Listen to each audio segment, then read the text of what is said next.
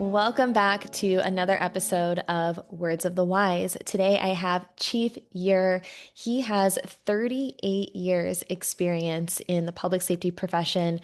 I am really looking forward to this conversation. He has some incredible perspectives, insights, experiences, and wellness is something that is very near and dear to him and something that is a huge priority for him. So, welcome to the show, Chief Yer. Thank you so much for being here. Thank you, Paige. It's an honor. Honestly, the honor is all mine. When we first connected, I was really impacted by you and the stories that you shared with me, but also your passion and focus on wellness. And so I'm really looking forward for you to share that with our listeners. I was hoping that we could first start with a little bit of background into you. So for anyone who's listening that doesn't know who you are, how did you get started in this profession 38 years ago? Well, Paige, I started off as a firefighter in a small city just outside of Houston. And about after about 4 years, we had a new city manager that came in and he wanted to do public safety.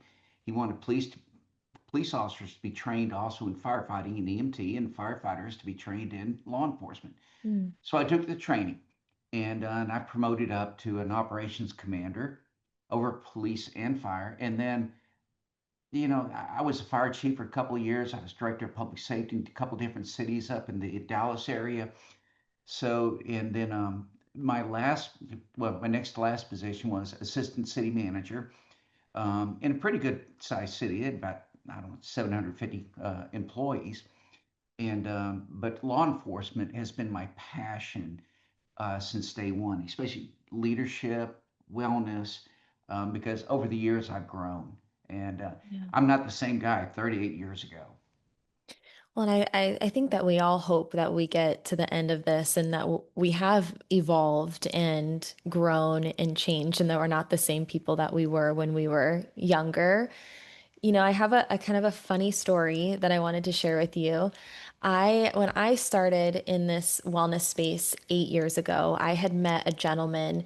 It was a free event that I was teaching for a local city, and he was a sergeant at Phoenix Police Academy. And he's like, "Hey, do you want to teach my recruit class?" And, he was very ahead of his time because out here 8 years ago, it wasn't known. Like that wasn't something that was done, and he's like, "I want to bring you in and I want you to teach, some mobility stuff and stress management stuff." And I was like, "Sure." And I had no idea what I was doing I didn't have any insight into the inner workings of an academy or anything like that. And he was so excited and he got me in. And he's like, "I'm going to introduce you to all these people because I'm leaving." And I was like, "You're leaving? Where are you going?" And he's like, "I'm out of here. I'm going to become a firefighter." And he introduced me to some people at the academy and he left and he did. He became a firefighter. And at that time, because I didn't understand the culture, I didn't, have that insight into public safety. I didn't know how unusual that was for, a sergeant at the academy to leave to become a firefighter. And he's still a firefighter today. I've actually kind of asked about him, and he's still a firefighter today. But we all know that joke that everyone says. What do firefighters and police have in common? And then you hear it both ways. You hear they both want to be Oh, firefighters, and you hear they both want to be police officers. I'm going to let you be the tiebreaker on that. Which one do you think is true? Do they both want to be firefighters, or do they both want to be police officers? I've got to be honest. I think that both of them are just amazing, and Yeah. because I've done both. Yeah. Yeah, I used to get somebody would text me all the time. One of my, if it was a when I was police chief, they would text me a picture of the police officers, at a restaurant, and then my police officers would text me a picture of the firefighters at a restaurant, and Yeah. especially a donut shop. Oh my God, especially at a donut shop, I got a picture, and so I finally, literally, at one point, I said, guys, if you want to go donut shop, park around back because the firemen are taking pictures of you. And Yeah. yeah, so no, it's a fun competition, but Yeah. uh, both are so necessary. And what I learned as a director of public safety over both police, fire, and EMS is that the mindset is sort of similar, but it's very different. Hmm. You know, I Yeah. I I know that my police officers that work for me, I know that their thought process was so much different than the firefighters. And Hmm. so I had to embrace that and say, Yeah. oh, you think this way, you think this way, but we're in the middle. We can do this. Yeah, I think that was a great answer. And I agree that the friendly competition is fun, but I think at the end of the day, there's a mutual respect that you can't deny. You know, you go to any sort of public safety conference or first responder conference, everyone is, you know, kind of poking fun at each other every chance that they get. But at the end of the day, when it's time to show up for each other, they show up for each other, and they're all brothers and sisters in the same line of work that are there to support each other. So I always think it's really kind of cute and funny, but I also know that there's mutual love and respect there too. Oh, totally. In fact, I was at a golf tournament recently that was had both police and fire, and I almost fell apart laughing when the police officer, their team, they're paired up with a fire team, and the police officer asked the fire teams, "So what are your handicaps?" And what he said, we probably can't repeat it, but it was, oh, so your handicaps are, this and this. And I mean, it was not flattery at all. And it was just fun watching the ribbing going back and forth. And it's Yeah. because we've experienced the same thing, the same bad things, the same good things. We get it. Yeah. Yeah. I think it's really beautiful to see everyone come together, whether Yeah. it's in the good times or, the challenging times. Um, when you and I talked, you told me that, you go around the country and you public speak and you share a story that happened to you. And I was hoping that you could share that with our listeners. Yeah.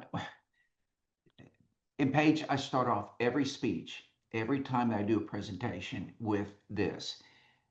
I may get choked up, and it's very emotional. But don't feel sorry for me because, in fact, I was in front of about 750 people about 2 weeks ago, and I told them actually I should pay every one of you guys for allowing me to speak so that I can help get this off. Yeah. And so yeah, it's so I do get emotional over it. When you see 60 people die and all that. I was at the Las Vegas Route was it Route 91 festival, and because my good buddy was an executive for Sirius XM, and it's going to be broadcasted on Sirius XM. And so that was in 2017. That was I think like the 30th or right at the end of the month. Now, my wife's birthday is on September 29th. He wanted me to come out there September 29th because they're going to broadcast the big festival. It's going to have thousands of people. And I was a smart husband. I said, no, I'm not going out on my wife's birthday. I will go out the next day. And so I did. But Paige, there's a couple things that were just divine intervention. And I mean, it is what it is. So we were going to go out there for the big music festival, and I mean, it was going to be Eric Church, Jason Aldean, all the big players. So I flew out there on Saturday morning, and one of the things I didn't do was I didn't bring an off-duty weapon. Now Mm. that's very unusual for me because I always pack one in my suitcase. But I knew I was going to be hanging out backstage. You couldn't even buy a backstage ticket. I was going to be hanging out backstage, and I thought, yeah, I'll probably have a couple cocktails. Don't need the gun. And that's the first time I've ever left my gun at home, which was a godsend. Because when a shooting goes down, what's a police officer going to do if he's got a gun on him? He's going to pull it out. He's going to look for the threat, and then I would have become the threat. Mm. So that was one of the things that literally saved my hind end there. So we went to all we were at the concerts and we were backstage and Jake Owen and all those folks. And so me and my buddy, we had decided, long story short, we had decided to go to the catering. Now keep in mind, backstage, they would give you a B12 shot. You could get oxygen. You could get a massage and you could get a haircut next to the bar. And I'm telling you, I got all of them Hmm. just because I could. And so, I mean, I got a haircut that day, didn't need it, but I didn't care. I'm getting a haircut backstage. And so when the shooting went down, we were with Jake Owens, one of the musicians, his manager. And I'll never forget it. We were the closest to where the shooter was at the Mandalay Bay. And you could hear pop, pop, pop. And I thought, "Ah, that's, and I looked at everybody at my buddy and Jake's manager, and I said, I can't believe somebody's shooting fireworks. And Jake's manager goes, that was gunfire. And I go, dude, I'm a cop. I know fireworks. And then you hear pop, pop, pop, pop, pop, pop, pop. And that's when I said, oh crap, this is Mhm. not good. And so, and those first shots were shot to take out the local police officers at the intersection right across the street, who I'd met. I'd actually gave them uh, uh, a challenge coin. So yeah, that day. So yeah, long story short, the shooting goes down. I actually thought I'm going to die, and that's a sensation that you just don't feel very often. And so I started recording it for probably about a minute because I knew I had to help people, and I knew I was going to go down. I just knew it. I'm going to go down, but we're going to do the best we can. So I started recording it for my son, and he's about 36 years old now because I wanted him to see, the way his dad went down, and anyway, so I can hear different sounds. We're backstage and there's all these 20,000 people out in front. And I can hear two different sounds. And I figured out that the guy must be reloading. I was wrong because he was going from one room to the other room and back to this room. And so he would shoot this way, then shoot that way, then shoot this way. And so when I heard it stop shooting at us, I where there's probably about 100 people, 150 people backstage. And I screamed, "Let's go. Follow me." Now they did because long story, hey, the night before after the concert, after it was so great, we're sitting around backstage and here comes weed. It's coming around the table. And I mean, there's all these country western and it got to me. I said, I'm good. No, no, no. It's legal in Vegas. I said, bro, it ain't legal where I'm from. And my worst thing is I'm retiring soon. I don't need to back into a car and have to go do a drug test. I'm good. So they all knew I was cops. When the cop screams, follow me, they did. And well, there's a couple things I learned. Number one, never wear flip flops to a concert if you think you have to run, because you can't run very fast. And number two, you got to tone down the language because I was talking like a drunken sailor back there screaming at people, you're running too slow. But the good news was nobody was killed backstage or even injured. So it worked out good. I came across a guy that was shot in fact he was laying face down at an exit. There was three exits for 20,000 people. It was crazy. So when I was running through the fence, there was a guy laying down. All he had on was a pair of jeans. That was it. No shirt, no shoes, and it was like he was doormat. Everybody was stomping on him because they were running out. And as I looked down, I saw him flinch. And I thought, crap, he's alive. And so I tried to block people off and then I screamed, I need help. I need help. And this big, burly guy, I mean, he looked like Arnold Schwarzenegger came by there. And he goes, I can help you. And I said, sounds good. Well, he was a Marine, a very drunk Marine. But I will take a drunk Marine to this day over anybody because where this guy dropped, he got shot. So we're still taking gunfire over us. So we grab this guy and he's covered in blood and I get him over to a corner, but a little bit farther away and then I put a tourniquet on him, and I didn't have a, so I put a belt around. I took my belt off, put it around him, and just held it as tight as I could. And then when people see you and they go, that guy knows what he's doing, they started dropping off more patients, more people. And I'm just going, man, I got to get out of here. I had a nurse stop by and she goes, I'm a nurse. And I said, sounds good. I'm out. This is what I got. This is what I got. This is what I got. And then when the nurse started asking questions to my victims of, well, are you where do you hurt? I'm going, she's shot through the chest. She's got a sucking chest wound. And then she goes, well, I have to do my primary survey. And I said, get out, get out of here. And I got this. So I had a lady that was shot in the chest, has sucking chest wound. I had a lady shot in the back, and I had my guy that was shot through the femoral artery and bleeding out. And I saw it, another divine intervention. I scream, I need help. I need a car now. And literally at that time, a white Toyota Corolla pulls up. And the driver's name was Luis. And I know that because he had a name tag right here, Luis. And you could tell he's a service worker or something like that. And he spoke muy poquito English. And I don't speak much Spanish. And so anyway, so I told him hospital. And so I'm loading up these people. I got the guy that's been shot through the femoral artery sitting on my lap, and because I don't have a windlass, so I can't lock it down. And then I've got to hold my chin. I told the lady, I said, we're going to get real familiar with each other real quick here. And I said, I have to seal this because there was nothing in the car.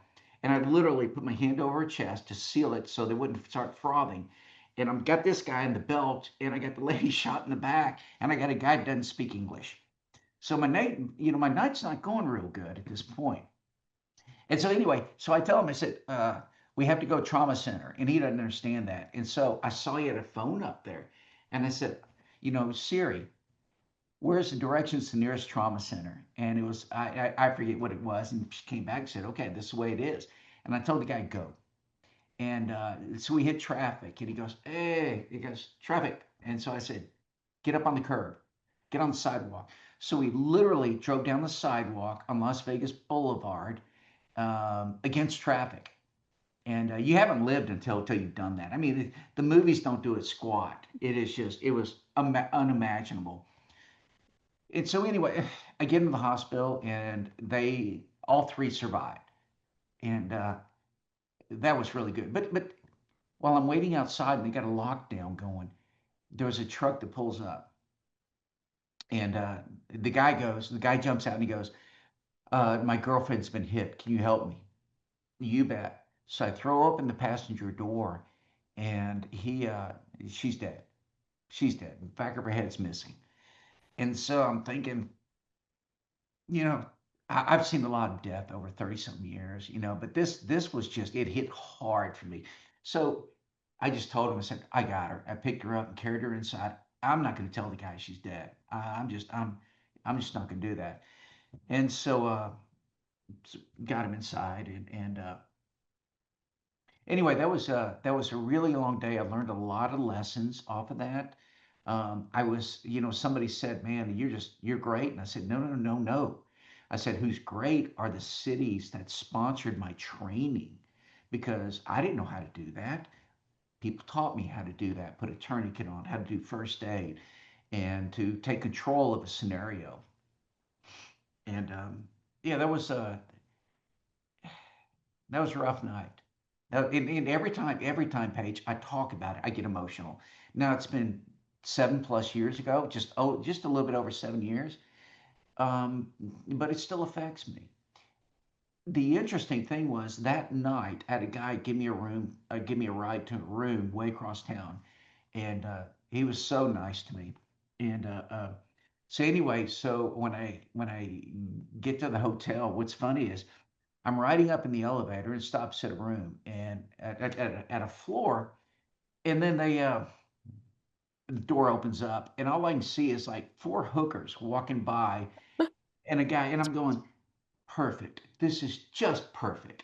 This is how I end my night. And so anyway, when I got up to my room, I looked out the window, and all I saw was red lights everywhere, everywhere. And yeah, and what was funny was I had to go. So I took a shower, and what I didn't realize was my sponge sandals They were leaving bloody footprints everywhere I went. And in fact, I saw in the morning where I opened up the curtain to look out to see what was going on. There's bloody handprints there. Mm. And so I thought about it. I thought, I probably ought to clean that up. And I thought, I'm gonna have a little fun with somebody. I've had a really rough night. So yeah, they're gonna see bloody. They're gonna think, Charles Manson came through here. It's what they're gonna think. But I learned so much that night about people, and afterwards, what I need to add was that got to the hotel room, I knew I had to get up at a certain time because my wife was at a conference and I wanted to call her first. I was going to make 4 phone calls. I knew that right off the bat. The first one was going to be my wife.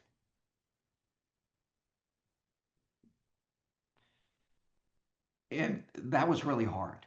That was really hard because it started off is I'm okay, but there's a lot of people that aren't.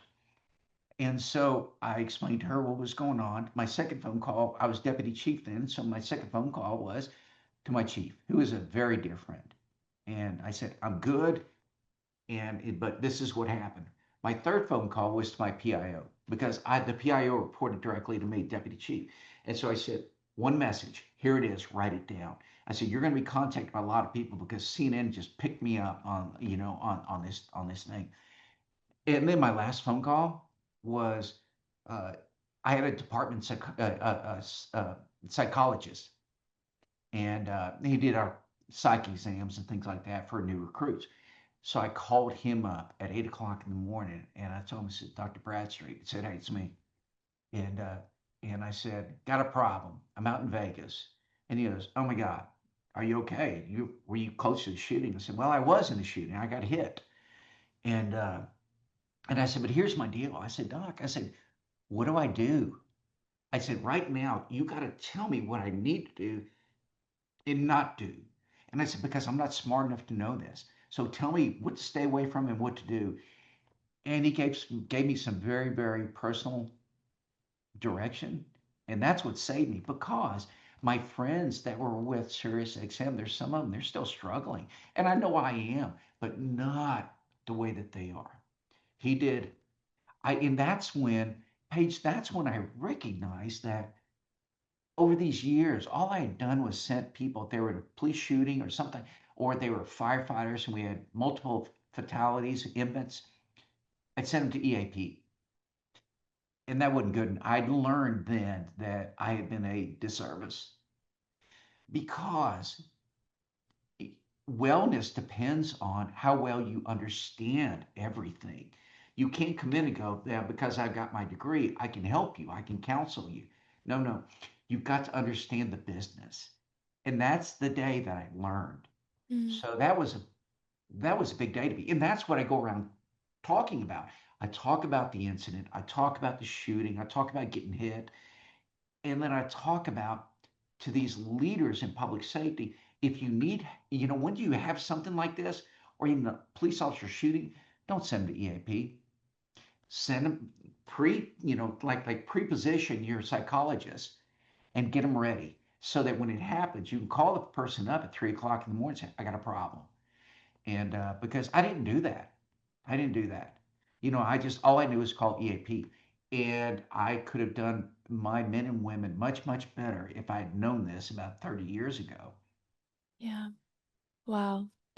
Thank you for sharing. I was also getting emotional and trying to hold it together. And one of the questions that kind of popped up for me, and there's a lot that I want to kind of dissect in what you said, but how do you, in that moment, you told the story about, and now I'm going to get emotional. You told the story about how you thought this was how you were going to die. And you started filming because you wanted your family, your son, to see how you went out. Right. How in that moment, with so much fear and trauma going around, how do you decide to run towards it and help people and not run away yourself? I think I truly believe this. I think it's what you're made of. And I really do. At that particular moment, I've told people, I did an interview one time and they said, "What were you thinking?" I said, "Here's the interesting thing. I had more clarity in that time period than I have in my entire life. It must be the adrenaline. I was thinking so clear, I could have done brain surgery at that point. I mean, it was just crazy. I mean, on an average day, I'm kind of the guy that walks around, just kind of nods and smiles and laughs. That particular day at that incident, it must have been an adrenaline dump because I was so focused that I've never been that focused in my life. And so that's got a lot to do with it. I think the adrenaline rush, but also you care about people. It's servant leadership. You have to care about people. And like the guy that was laying face down, when I saw somebody step on him and he winced, and I thought, crap. And I looked at his bald head, and and Paige, I'm not gonna lie to you, I thought the guy looked like a skinhead. So I'm not very good at judgment of people on their appearance because he's a semi golf pro. And so, which I've got free lessons for the rest of my life if I can just make it up to Victoria, Canada. Yeah, That's you that's saved where he's his life. at. Yeah, his mom is just, yeah. They found out about me in Germany. I was on CNN News. His dad, who's divorced from his mother, from his wife, they didn't know where their son was. And when I was explaining what happened, he calls her, and then she gets a hold of me when I get back home. Wow. So yeah, so I've told people this. I did. Looking back, if somebody said, "Do you want to be there?" No, not at all. But am I glad I was there? Yeah, I am. Because the people that trained and paid for my training, they got their money's worth, and I'm proud of that. Yeah. I've had this conversation a few times about how um, you fall to the level of your training. Yeah. And it sounds to me like in that moment, everything that you had done prior to that event prepared you for that event. You said to me that you learned a lot about people. hmm What did you learn about people? Well, I learned that people are generally, they have a great heart. They do. And because I saw people putting themselves in line of fire, just, you know, carry other people out. They didn't know them. They hadn't, but they were still helping people they didn't know. And so that was what a breath of fresh air for me. God, that was just amazing watching other people care about strangers they didn't know. And Yeah. so I think that just goes to show that humanity is generally good. Yeah, we got a couple bad apples in there, but golly, humanity is pretty darn good. Like the guy Luis, we trashed his car, trashed it. And the blood in there, I don't know what he's going to do. It was just, it looked, I mean, it looked like somebody threw a can of red paint in there. And he didn't know me. He didn't have to stop. He could have kept going, but he didn't. Yeah. So I learned a lot about people that day. I love that story too, that there were so many barriers. There was a language barrier, like you don't know each other, he doesn't know what's going on, and still on a human level, you came together to save lives in that moment, and you didn't have to speak the same language to understand the importance of what you were doing together as a team. Oh yeah, he got it, especially when I said, he stopped at a red light on the way, and I'm going, Luis, what are you doing? He goes, Go. he goes, Rojo or something like that. He says Rojo light, and I said, go, go. I said, bro, nobody's getting a ticket tonight. And then moved forward, and he couldn't go anywhere. And that's when I said, get up on the sidewalk. So we're on the sidewalk running down in front of MGM, and and I could tell he was afraid. He was because people were walking, and Yeah. and I can remember he in this broken English. He said, "What about the people?" And I said, "I don't know. They'll probably get out of the way. I hope." And we literally there people were diving out in front of us, but I Yeah. had to get my folks to the hospital. I knew they were dying. And it was Wow. just there was no choice. Yeah. You talked a lot about kind of the aftermath of healing Yeah. from this. And The department psychologist, was this someone who you already had spoken to in the past, or was this the very first time that you were like, "Hey doc, now I need you"? And I was so fortunate that our psychologist had been on with us for about 2 years. And Okay. I security services. He actually retired from Austin Police Department as their clinical psychologist. And somebody gave me his name, and he said, "No, I'm retired." And I said, "Brother, I need you. I need you for our exams on the entry level." I said, "But I Mhm. want to do something different. I've gotten 1,000 psych exams, people coming in. I want you to talk to us, be the chief, about this person after they go through a psych exam. I want to know what you think. And so I'm going to ask you to come out and ride with our officers, spend some time at the police department, understand the culture. Will they fit in? Are they a good fit for a police officer? And quite frankly, is their heart right?" Mm. And so I knew him. And so yeah, when I called him, he was, I mean, that was for me, that was a lifesaver, an absolute life, because he gave me tips and I took them in. Actually, I wrote them. You know how you get a little pad on your nightstand at a cheesy hotel with a little pen? I wrote it all down there. So Do you, yeah, do you still have it? yeah, I do. Yeah. Um, we talked about this a little bit, the importance of proactive wellness. Mhm. And because you had someone in place already, you can't plan for everything that's going to happen in your life or in your career. And certainly, there's no way that you would have been able to plan for that event that took place in Las Vegas. Right. But because you already had trust and because you already had a relationship with this particular person, you knew exactly who to go to in that time of need. And, I have a lot of conversations with leaders all over the place, both active and retired. And sometimes, and not all the time, but sometimes there's this kind of question of, is it a nice to have or is it a need to have? Is it worth spending the money now when maybe we don't feel like we need it yet, or maybe we don't feel like we can afford it with, the budget constraints or whatever it is that's going on. And my, and this is my opinion, this is my perspective, because I have also been in situations where I thought that I would never need something. And then something happens, and then I need it. And, you know, I really believe in proactive wellness and resources. Even if you don't feel like you need it now, that doesn't mean that you're not going to need it tomorrow. Mhm. And so I would love your perspective on proactive wellness and maybe what role leadership or the organization, what responsibility they have when it comes to implementing these types of resources. Well, I can give you an example. When I was police chief, I had a line of duty death policy. And what it was clearly proactive. And what it was a document that if you worked for me, that you filled out. If you were killed in the line of duty, I want to know what type of funeral.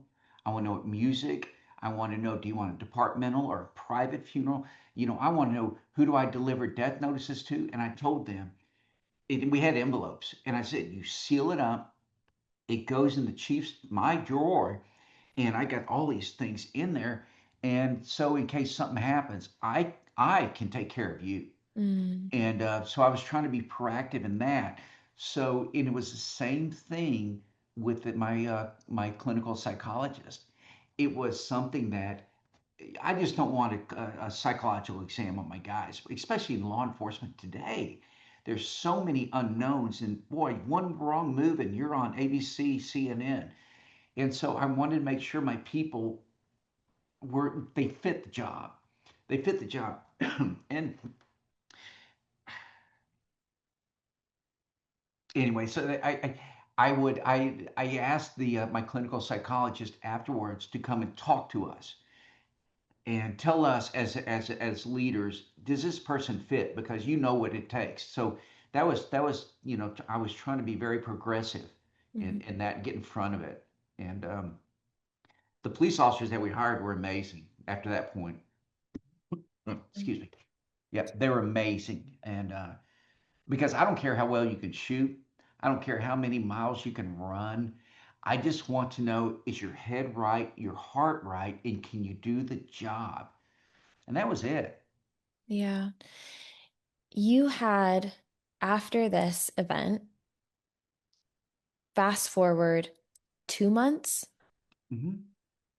What Substance. happened two Yeah. months later? Yeah, my guys thought I was snake bit or something. There was a shooting down in Sutherland Springs in Guadalupe County where I was deputy chief, and our tactical team went down there, and that's where the guy went outside the church and he shot up. He killed. I forget how many. I don't even want to remember how many people he killed. And so our lead evidence investigator, she was responsible for that. So I was deeply involved. And in fact, we put our drone up so we could see he had killed himself. And we could see that from the drone because we didn't want to get close to him. We didn't know what he was going to do. So yeah, on a personal level, I've experienced, two mass shootings in, a matter of a couple of months. And quite frankly, that's when I decided I had done this enough. I've done well. I've done well. There's always room for improvement, but I did well for the men and women that I served. And I said, this is it. I'm good. I'm good. I don't want to go to bed at night anymore thinking about the people that aren't here. And so I've been very blessed. I've had an incredible career. I've worked with men and women that are just amazing, just just amazing. In fact, I wouldn't have retired as chief of police and assistant city manager if it hadn't been for the people. They're the ones that made me successful. It wasn't me. I was good at picking people. And the people that I picked, man, they're rock stars. So I Yeah. got to ride the bus with rock stars. I I love that perspective. One of my favorite things is having conversations where you ask about like accomplishments and the response is selfless. It's like, yes, I had a great career, but it was because of these Oh, yeah. people. Because I think that sometimes you forget, or sometimes some people forget the people that lifted you up along the way, the shoulders that you stood on to get where you were. And you can't do it alone. It's not a selfless journey. It's a journey that requires people and teamwork and growth, together in a forward trajectory. And so I really appreciate that perspective. And that's one of my favorite things when I have those conversations where you recognize that it wasn't a solo mission. Oh, not even close. I got to ride on the bus with great people. Yeah.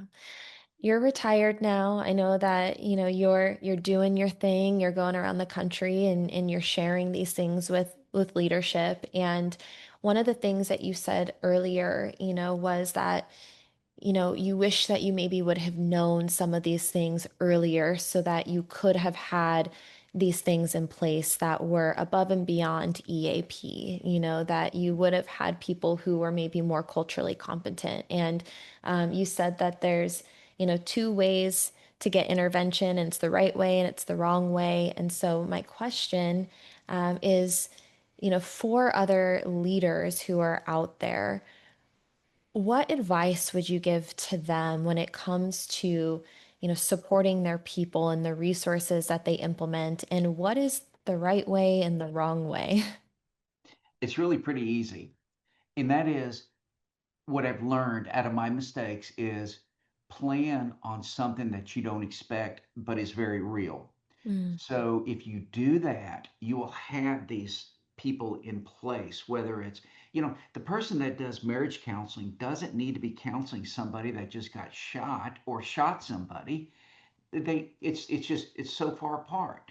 So, and that is just plan what would you do on the worst day. And for me, as a chief, I know one of my officers got in a shooting one night, and I was the chief that always showed up. I was just that guy. And I showed up to the scene, and it was a rookie officer. and he did an incredible job. An incredible. He was riding on his field training, and the guy had tried to kill his uh, uh, ex-wife or wife at a nursing home, and it dry fired. And so they all everybody's running in a nursing home. This is about 12 o'clock at night. And so anyway, so they came driving around, and as they did, my patrol unit came up to him, and the recruit off my new guy was sitting in the right seat. He'd been there for a couple of weeks, and next thing you know, the bad guy, pulls out a gun. He's hanging it out the window, and my guy jumped out, and I mean, he used his AR-15. He shot the guy, and he disabled him. And the first thing I did when I got to the scene, I asked him. I said, have you called TMPA? And they're the Texas Municipal Police Association. They're the ones that provide legal counseling if you're a member. Because I Mhm. knew this guy. In fact, his brother used to work for me up in the Dallas area and was killed. Mm. And so I knew this guy. He came down to Victoria just to work for me. And so I went to him on the scene. I said, have you called TMPA? And he said, no. And I said, don't say a damn word to anybody. I said, not even to me. I don't want to know what happened. I want you to call TMPA and I want you to get an attorney here now. And so about 40 minutes later, comes an attorney up because I was more interested in doing what was right. I mean, the guy needed, I mean, who expects to shoot somebody that night? I don't care if you're a cop or not. So I wanted to make sure that he had the right support system behind him and that we were able to conduct an investigation that was legitimate and above board. And it's all about, to me, Paige, it all comes back about caring for people. That's Yeah. it. You just got to care about your people. Yeah. Thank you.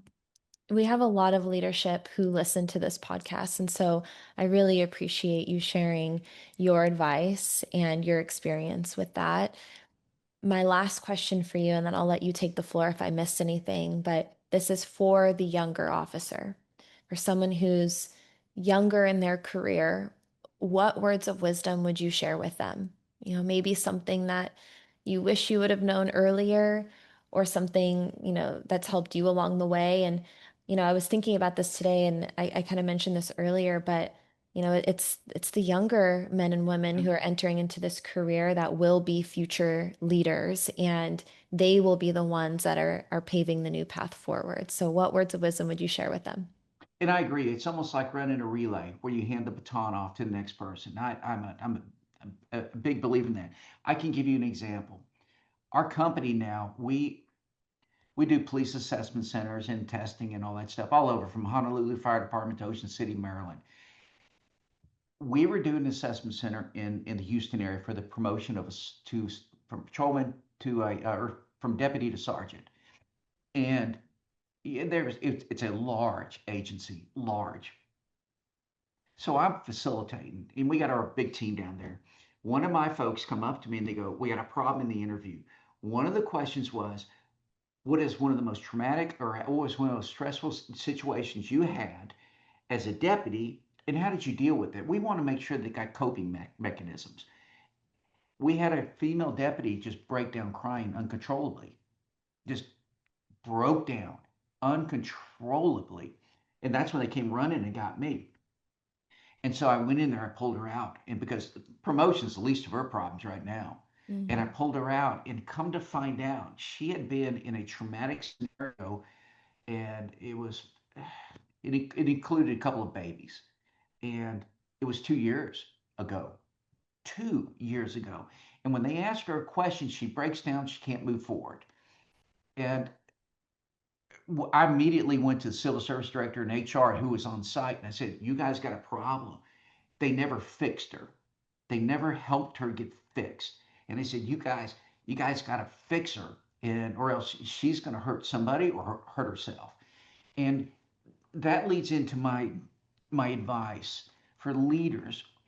You got to be progressive, and you got to be aggressive. And when you see something, you got to fix it. Just because they say I'm okay doesn't mean they're okay.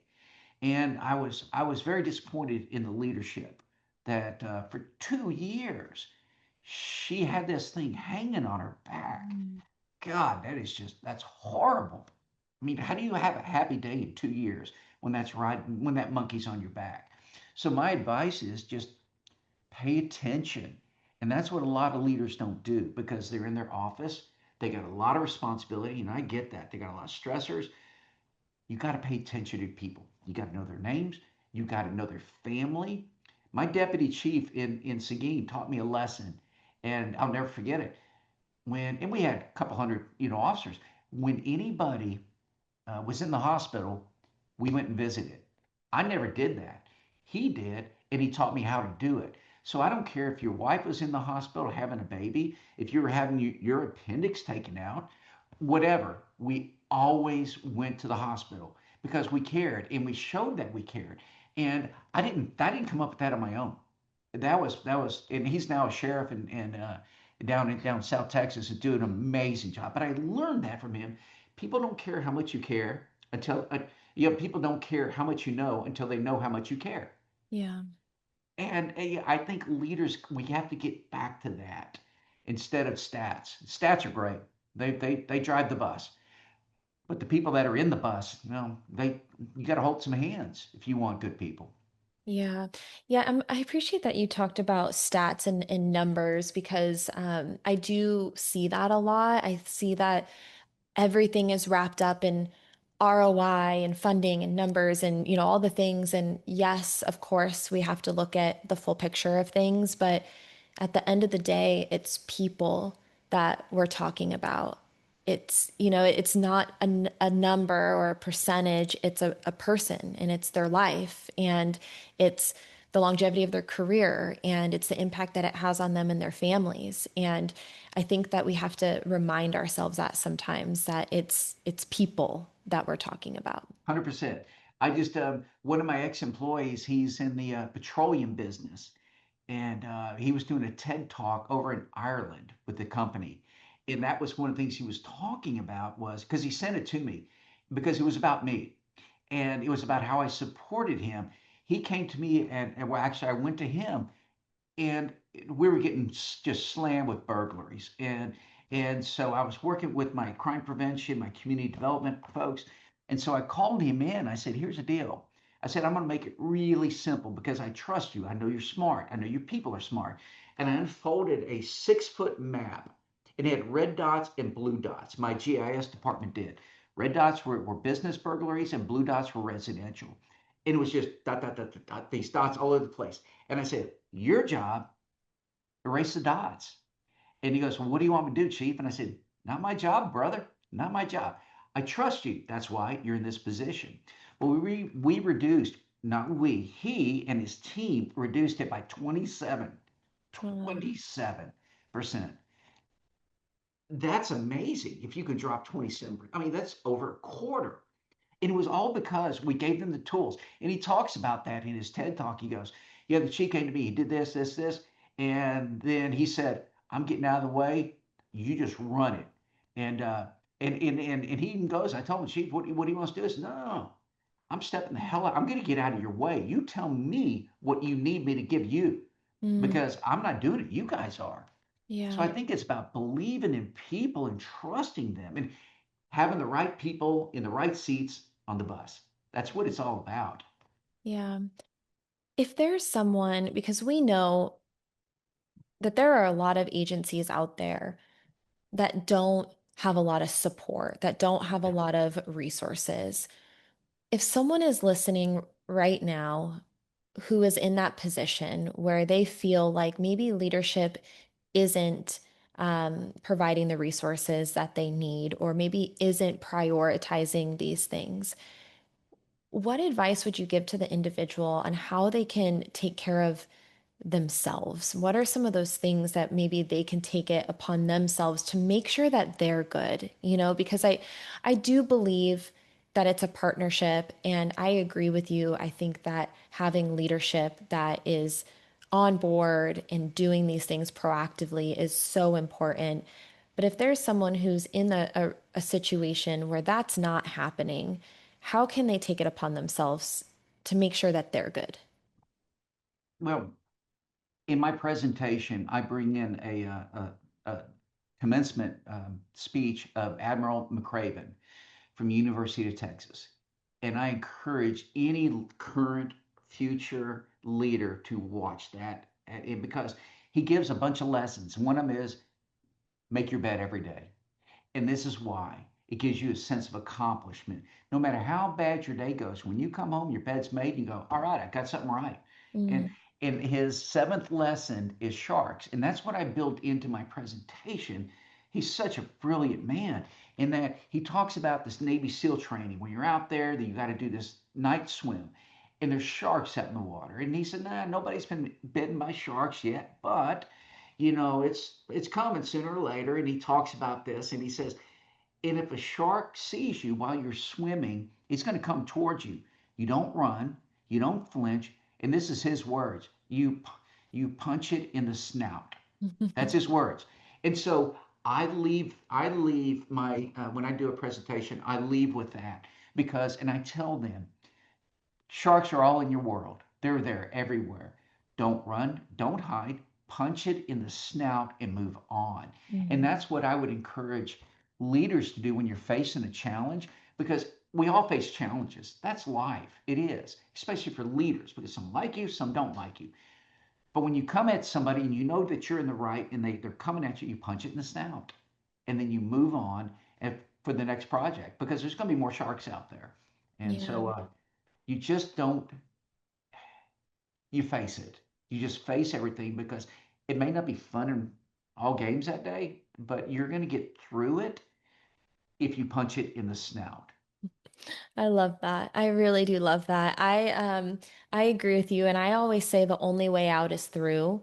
And I think that to your point, when things are uncomfortable, when they're stressful, when they're hard, we have a tendency, and we see it all the time, to avoid, skirt around it, to escape, to numb, to not want to deal with those things. And to your point, like we got to face these things head on. You got to punch that shark in the snout. The only way out is through. And once you're able, like you said, to get through it and to move forward, that's resiliency, that's wellness, but the longer we avoid these things, they're not going to go away. And it's not until you go through and you handle it, face on that you're going to be able to move forward. Otherwise, it's going to be one of those things that you have to deal with later.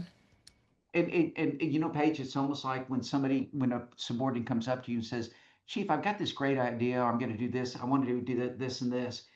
If you look at that and you go, it's just not feasible right now, whether it's economics, whether it just doesn't fit in our mission and our goal, and if you tell them, well, let me think about it and I'll get back to you, and you know it's not going to work, you're doing them a disservice. Mhm. Because in Jack Welch's book, he used to be the CEO of GE, he talks about honesty. And he talks about you owe it to these people that work for you. You have to be honest. And so I learned that when somebody would come to me, I would say, love your idea. That's really creative. It won't work right now because of this. And just to be brutally honest. And I know my people appreciated that because I never ever said, well, let me think about that. And in my back of my mind, going, that's not going to work. No, Yeah. it's the same thing you're talking about. You just got to be honest and move forward. Yeah, 100%. Well, I appreciate your time so much. Thank you for coming on here and sharing your story, your wisdom. If there's anything I missed, I'll let you take the floor, but that's all I have for you. You've covered everything. I am so blessed to be a part of many teams that were incredibly successful. And like I say, when I took my first police chief job, I still remember standing up in this big training room with a couple hundred people in it, and I told them, I am the least most important person here today. And I'll be honest with you, I really am, because I can be gone for 3 weeks, place still run. It really will. And I said, but take a patrol sergeant or a police officer and ground them for a couple of weeks. And I said, it hurts. It hurts those outside, the citizens. So, and I truly believe this. It's not just a saying. I truly believe that I was put in a position that I could help people, both my own internal and external. But I was a support group, man. I was like support services. That's why I viewed myself. And I think leaders need to look at it that way, that you are support services. And the organization can do without you. I mean, they really can. but don't send a cop to a call or don't send a fire truck out to a call. And you tell me, I mean, it's going to be bad. So as leaders, I think we need to recognize that we are on the team and we are support services. We have to give a vision, a mission that they can embrace, and then we just help them get there and get the hell out of their way. Absolutely. Thank you. Oh, Thank you you so bet. much for your time. I really appreciate it. And I'm wishing you all the best in this next chapter of your life. And I hope you'll keep me posted on how things go. I will, Paige. I appreciate it very much. Thank you.